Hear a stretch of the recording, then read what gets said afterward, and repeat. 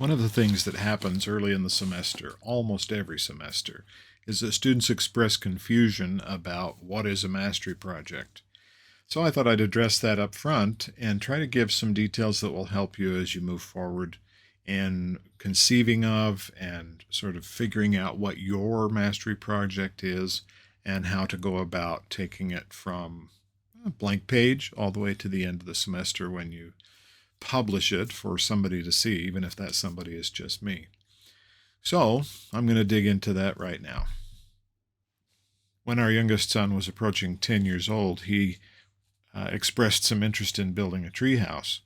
And trying to be a good dad, but really having my own desire to build a treehouse, I jumped right on that, and we spent some time figuring out how we could build this little treehouse. Turned out to be a big treehouse in one of the trees in our backyard.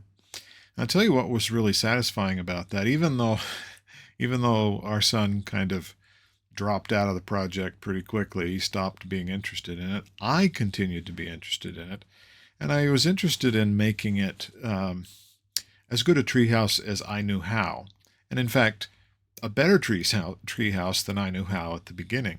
So the process was one of having ideas and a general direction to go, but not really knowing exactly what I was going to do.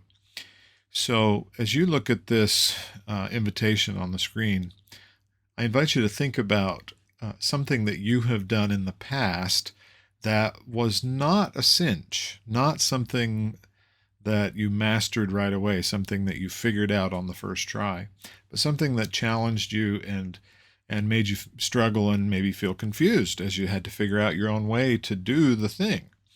When our oldest son was 8, or a little older than that, I guess, but he wanted to join Little League, so I drove him to his first practice, and he didn't want me to stay, so I left and came back after practice to pick him up.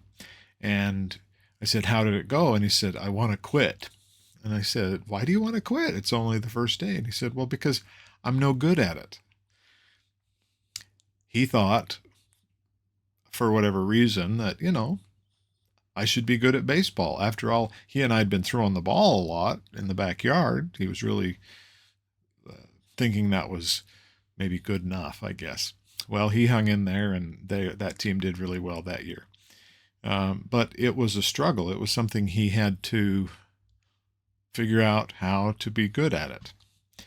So I'm at some point in the future, I'll give you some details about mastery projects that other people have done. But for now, I invite you to just think about something that matters to you, something that's important to you, something you're curious about, something you have a passion for, something a problem you'd like to solve in your life, your family, your community, whatever.